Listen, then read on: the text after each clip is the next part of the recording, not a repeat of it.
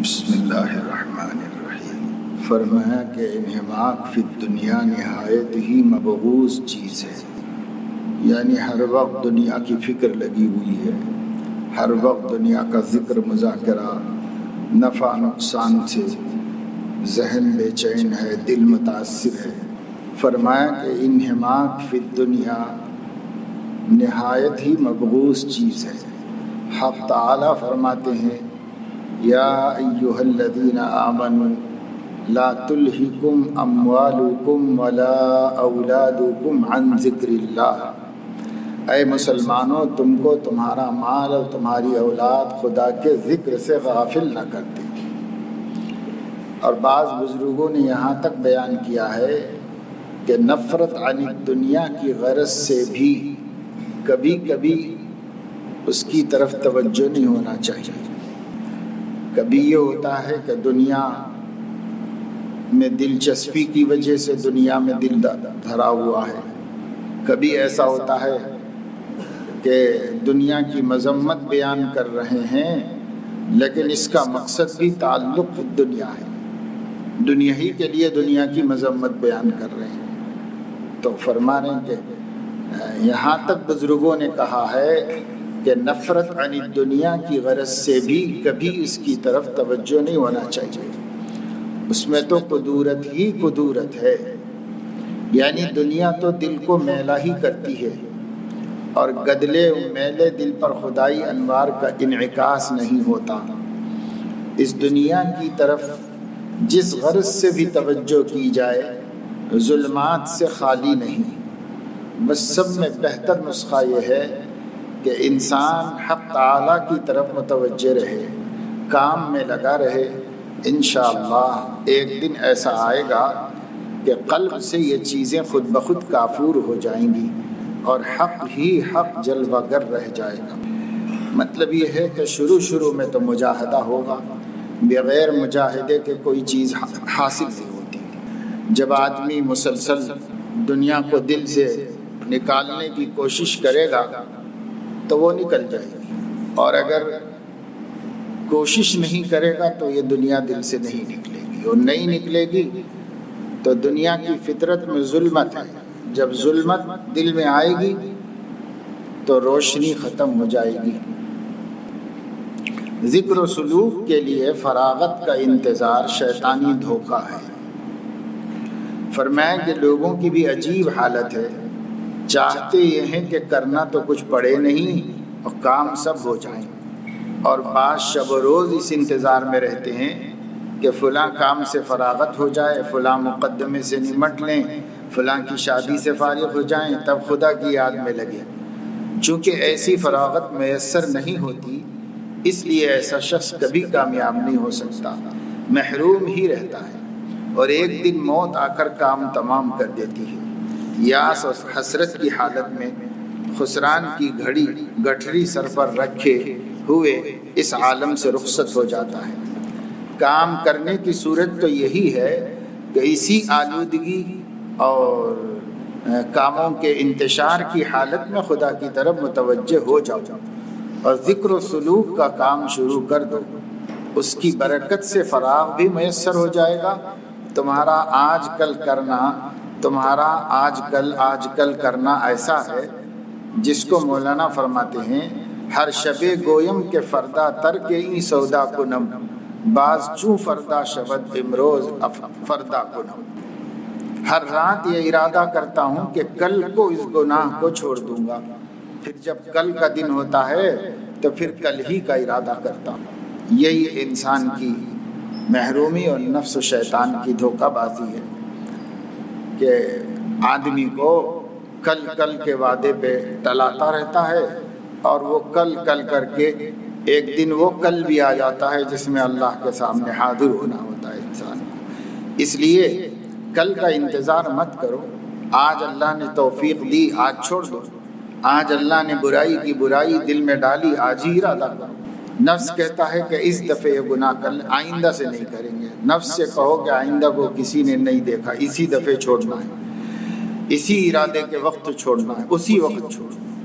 اس میں تھوڑا مجاہدہ ہوگا، لیکن پھر آہستہ آہستہ گناہ چھوڑنے کی لذت آدمی کو نصیب ہو جائے گی۔ فی الحال گناہ کرنے کی لذت میں مبتلا ہے، لیکن گناہ چھوڑنے کی لذت اس سے بھی عظیم تر ہے۔ اس میں وہ دن کب آئے گا؟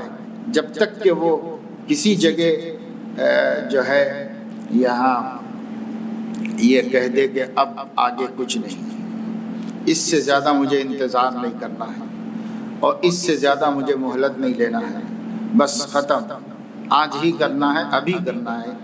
جب وہ گناہ کو اس عزم اور حوصلے اور ارادے سے چھوڑنے کا پختہ ارادہ کر لے گا، چھوڑ دے گا، پھر اللہ تعالیٰ اس کو گناہ چھوڑنے کی لذت عطا فرمائے۔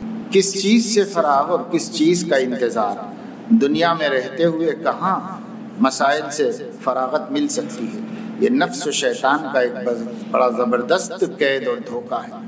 لوگ رسائی اور اللہ تک پہنچنے کی تمنا تو کرتے ہیں، مگر معلوم بھی ہے کہ رسائی کے لیے کچھ شرائط ہیں، جن میں پہلی شرط یہ ہے کہ تم برے ہو یا بھلے اس طرف متوجہ ہو جاؤ، پھر رحمت حق تم کو خود بخود جذب کرے گی، یعنی کھینچ لے گی۔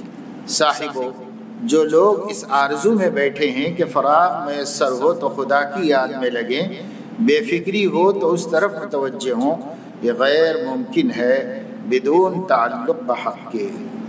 فرمایا کہ بلا ضرورت کلام کرنے سے یعنی باتیں کرنے سے قلب پر ظلمت ہوتی ہے، یعنی بے ضرورت گفتگو سے دل اندھیرا ہوتا ہے، دل کی روشنی ختم ہوتی ہے۔ اور ضرورت سے اگر کلام ہو گو کتنا ہی زیادہ ہو، اس سے ظلمت نہیں ہوتی۔ مثلا ایک پھل فروش تمام دن یہ کہتا پھرے کہ لے لو خربوزے، اسے رائی برابر بھی ظلمت اس کے دل میں نہیں پیدا ہوتی، اور بلا ضرورت اگر یہ بھی پوچھ لے کہ کب جاؤ گے تو اس سے بھی ظلمت پیدا ہوتی ہے۔ اسی وجہ سے حضور اکرم صلی اللہ علیہ وسلم کی صفات میں طول سمت، دوام فکر اور تسلسل احزان ہے، یعنی حضور علیہ السلام بہت چپ رہتے تھے۔ آج اگر ہم چپ رہنا بھی سیکھ لیں تو بہت کچھ نورانیت قلب کے اندر پیدا ہو سکتی ہے۔ فرمایا بلا ضرورت کلام کرنے سے قلب پر ظلمت ہوتی ہے، اور ضرورت سے اگر کلام ہو گو کتنا ہی زیادہ ہو، اس سے ظلمت اور اندھیرا نہیں پیدا ہوتا۔ مثلا ایک پھل فروش تمام دن یہ کہتا پھرے کہ لے لو خربوزے، اس سے رائی برابر بھی ظلمت نہ ہوگی، اب بلا ضرورت اگر کسی سے یہ بھی پوچھ لیا کہ کب جاؤ گے تو اس سے بھی ظلمت پیدا ہو، یعنی بس ضرورت ہے تو بات کرے، بے ضرورت بات چیت کرنے کا آدمی اپنے آپ کو اس سے محفوظ رکھے، بہت بولنا نقصان دہ ہوتا ہے۔ ایک صاحب نے عرض کیا کہ حضرت واعظ زیادہ نافع ہے یا ملفوظات کا مطالعہ؟ فرمایا کہ ملفوظ زیادہ نافع ہوتے ہیں، اس لیے کہ ملفوظ میں خاص حالت میں گفتگو ہوتی ہے، البتہ واعظوں میں سے اگر اپنے حسب حال انتخاب کر لیا جائے اس سے بھی انشاءاللہ بہت نفع ہوگا۔ ایک مولانا کے جواب میں فرمایا یہ بھی نفع سے خالی نہیں کہ اگر انسان کچھ بھی نہ کرے تو کم از کم اتنا تو کر لے کہ اس کو اہل حق سے عناد نہ ہو، یعنی عداوت اور دشمنی نہ ہو۔ یہ عناد بہت ہی خطرناک چیز۔ فرمایا کہ اس طریق میں یعنی سلوک و تربیت اور تصوف و طریقت کے راستے میں سچی طلب بدون سچی طلب کے کامیابی مشکل ہے، طلب صادق کی سخت ضرورت ہے۔ جیسے دوا وہیں اثر کرتی ہے جہاں بیماری ہو، پانی وہیں جا کر ٹھہرتا ہے جہاں نشیب ہو، اونچی جگہ پر پانی نہیں چڑھا کرتا۔ حقیقت یہ ہے کہ طلب صادق کی بدولت سب شرائط اور آداب طریق کے آسانی سے پورے ہو جاتے ہیں۔ طلب صادق کی بدولت سب شرائط اور طریق کے آداب آسانی سے پورے ہو جاتے ہیں، پھر منزل مقصود قریب ہے، بس پستی اور شکستگی کی ضرورت ہے۔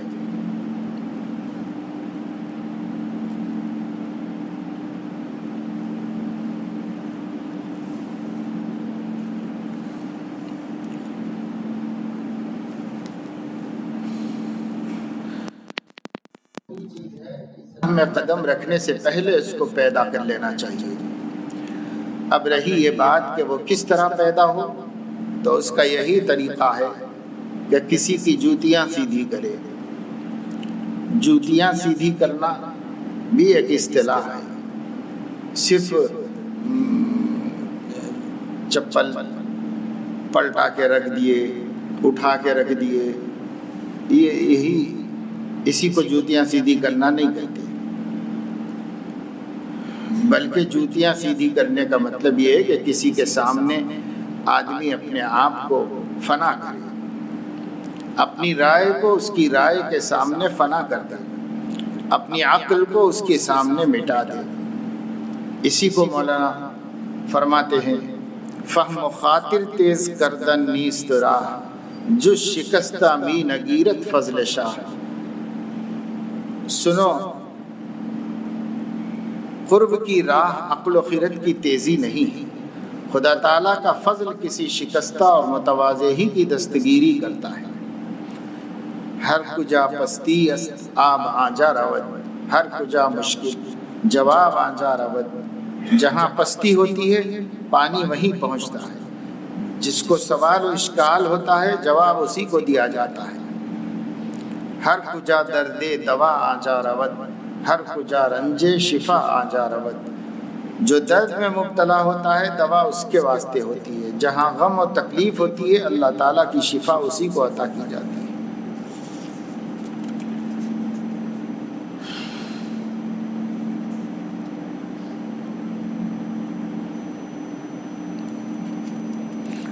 خواجہ صاحب نے عرض کیا کہ کیا حضور صلی اللہ علیہ وسلم بھی مزاح فرمایا کرتے تھے؟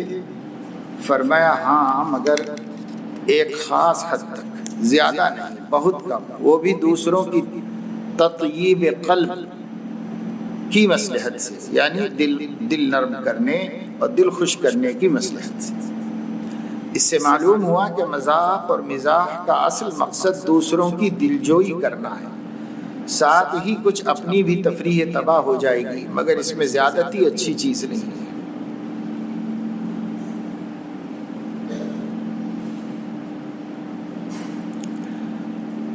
خواجہ صاحب نے عرض کیا کہ حضرت لوگ حج کو جا رہے ہیں، ان کو دیکھ کر جوش اٹھتا ہے۔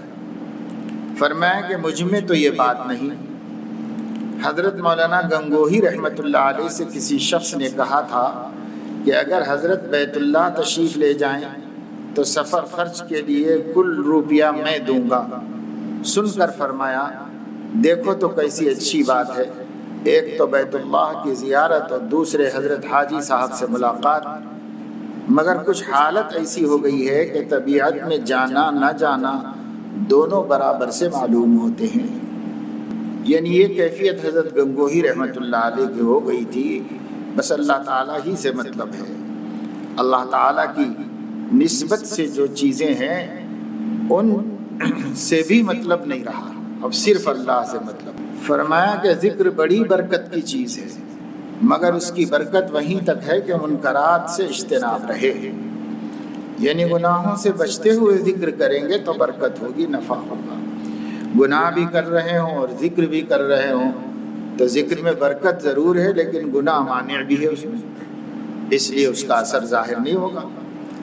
اگر ایک شخص فرض نماز نہ پڑھے اور نفلیں پڑھے تو ثواب تو ہوگا، مگر فرض نہ پڑھنے کا جو گناہ ہے وہ ثواب کو بھی کمزور کر دے گا، کوئی نفع ان نفلوں سے ظاہر نہ ہوگا، یعنی یہ کہ اس نفل پڑھنے سے آئندہ اعمال میں قوت نہ ہوگی۔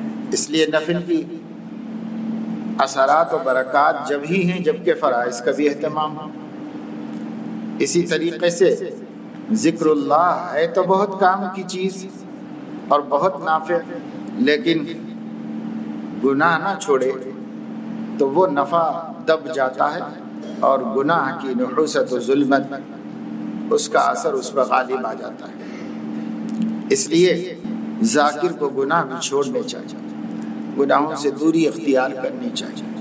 ہر گناہ زنگیست بر مرآت دل، دل کے آئینے پر ہر گناہ دھول گرد غبار زنگ بن کے چڑھتا ہے۔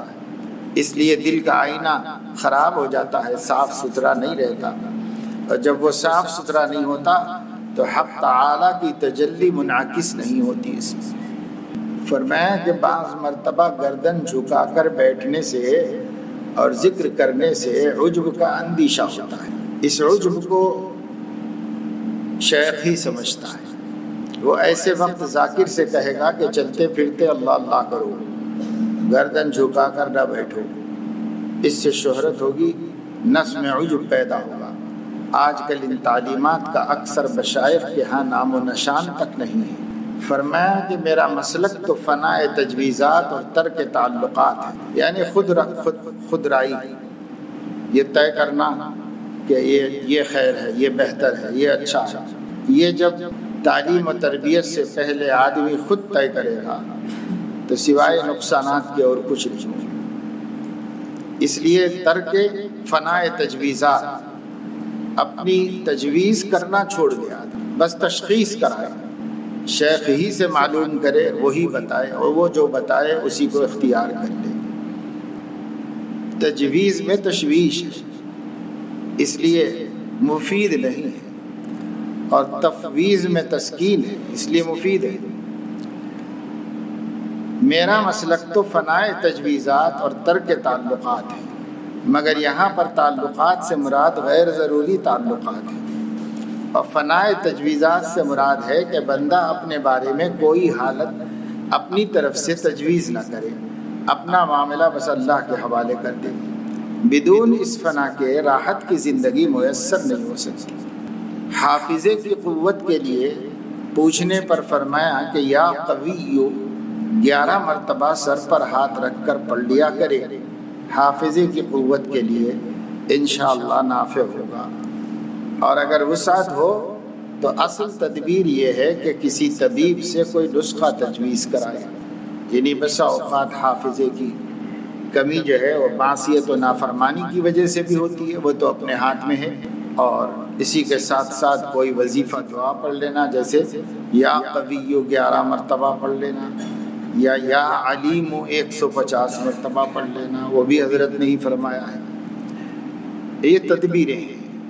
اور کبھی ایسا ہوتا ہے کہ حافظے کی کمزوری صحت کی کمزوری کی وجہ سے ہوتی ہے، اس لیے طبیب سے نسخہ تجویز کرائے، یعنی علاج کرائے۔ فرمایا کہ میں الحمدللہ اپنی اصلاح سے کبھی غافل نہیں، چاہے مجھ سے کوئی قسم لے لے، جو بات معلوم ہوتی جاتی ہے اس کی اصلاح کرتا رہتا ہوں۔ میں اپنے کو بھی اصلاح سے بری نہیں سمجھتا۔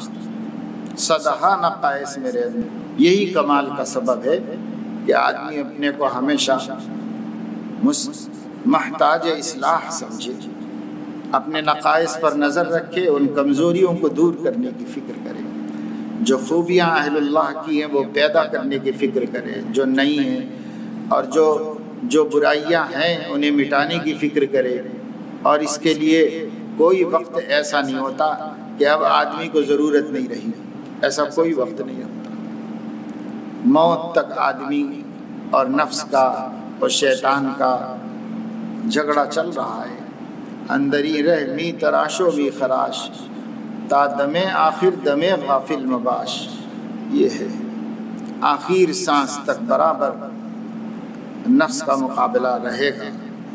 اور جہاں آدمی نفس سے غافل ہوا تو وہ نفس تو کبھی ہمارا خیر خواہ ہوا نہیں، اس لیے کوئی خیر خواہی نہیں کرے گا، کوئی نقصان ہی پہنچا کے چھوڑے۔ فرمایا ایک صاحب غلام احمد قادیانی کے متعلق فرماتے تھے کہ شروع میں تو اس سے کوئی غلطی ہو گئی، مگر آخر میں نفسانیت میں مبتلا ہو گیا، اسی کی وجہ سے ہمیشہ غلطی پر اصرار کرتا رہا اور ایک دعوے سے بھی رجوع نہیں کیا۔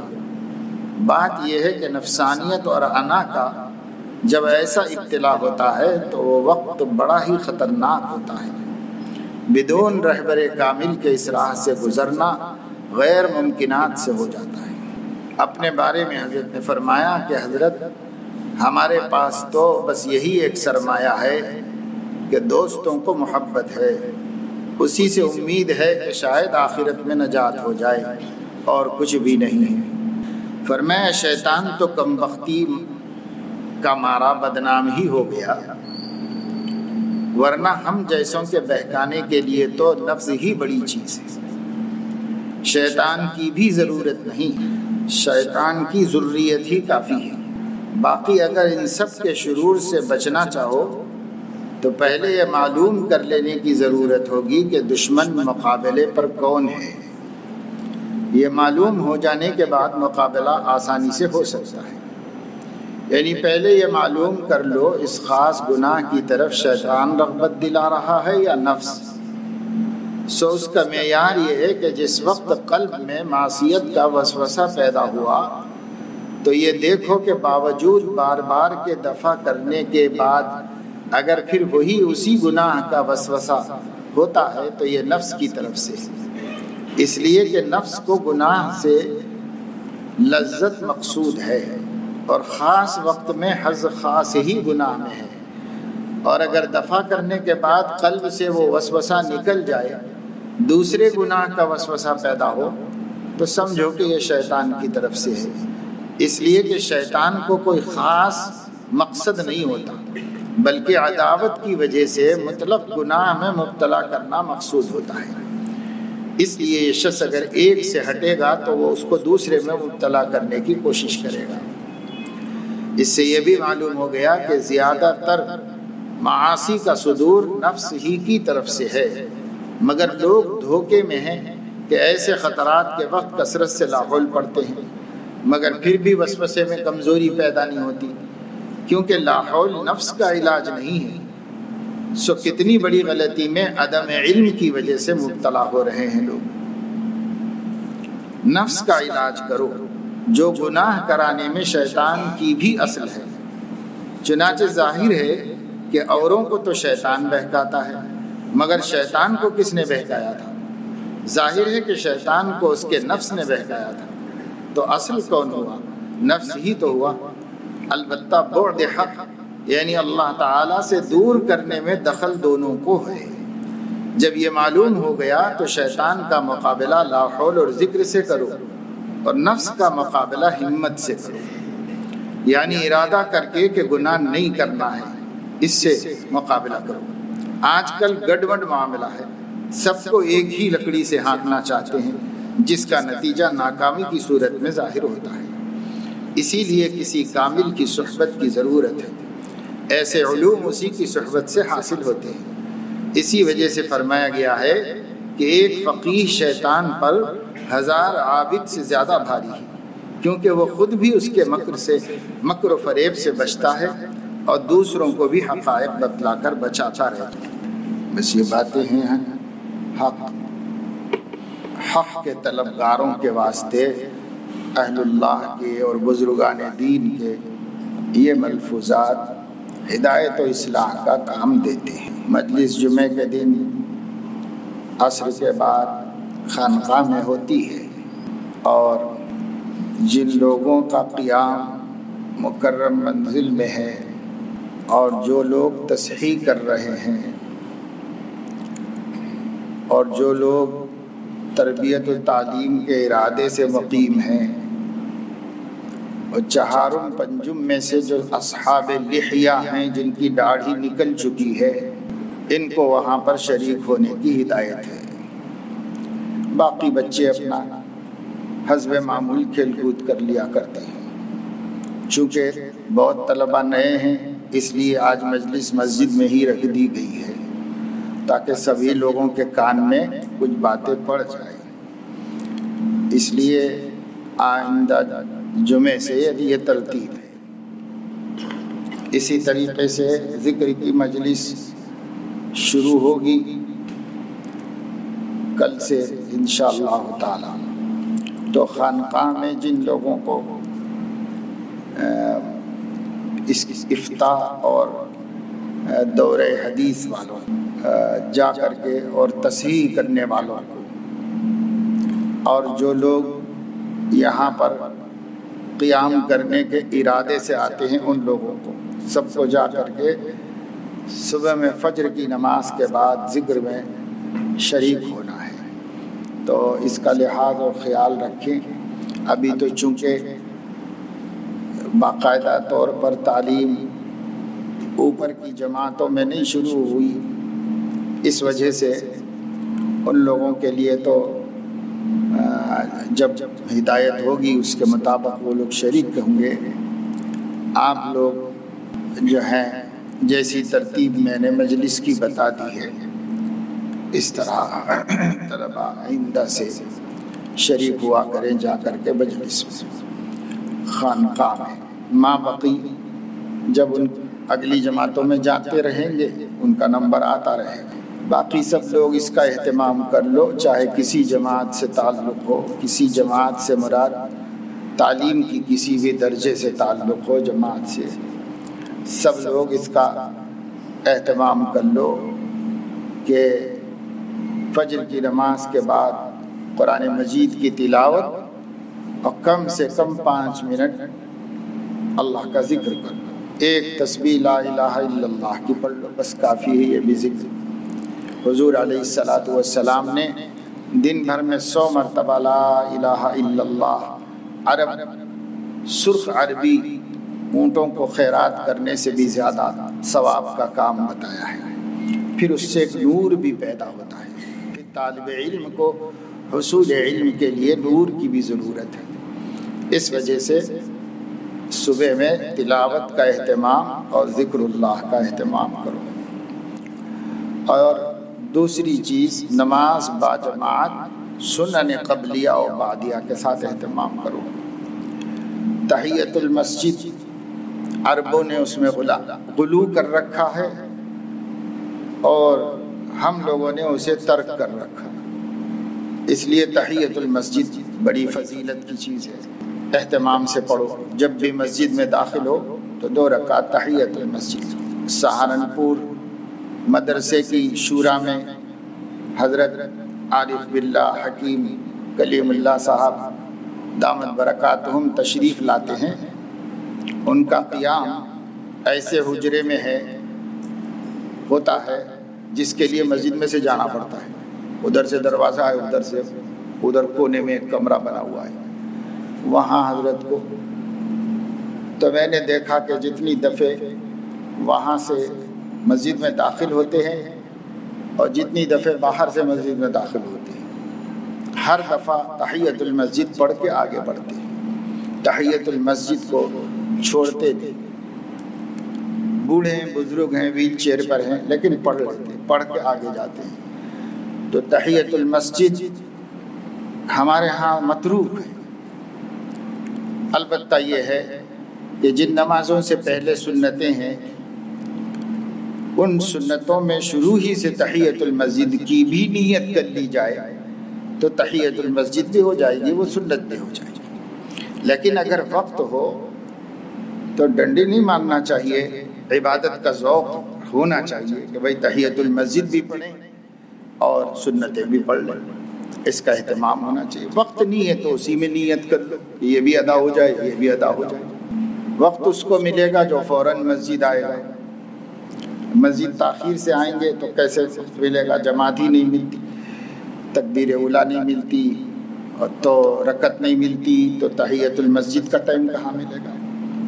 البتہ سنن قبلیہ فجر کا اہتمام کرتے ہیں طلباء، مگر نماز شروع ہونے کے بعد کرتے ہیں۔ تو ایسے وقت میں آ جانا چاہیے کہ کم سے کم 2 رکعت پڑھ لیں۔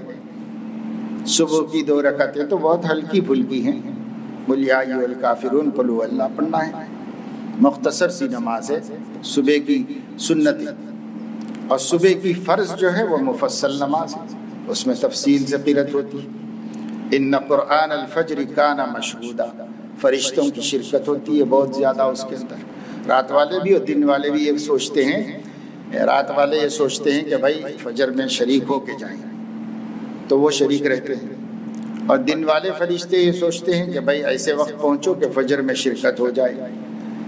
تو صبح کی نماز میں فرشتے ڈبل رہتے ہیں، رات والے بھی موجود ہوتے ہیں، دن والے بھی موجود رہتے ہیں۔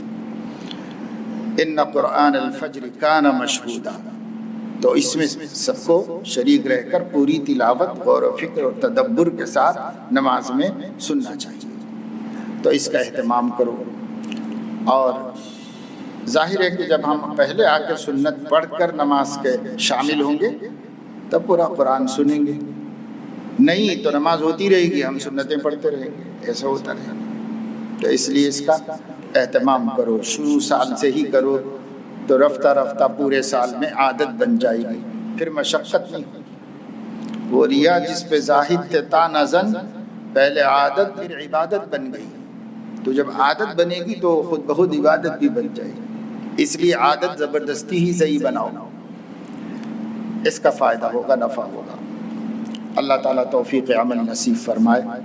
سبحانک اللہم و بحمدک، اشہد ان لا الہ الا انت، استغفرک و اتوب الیک۔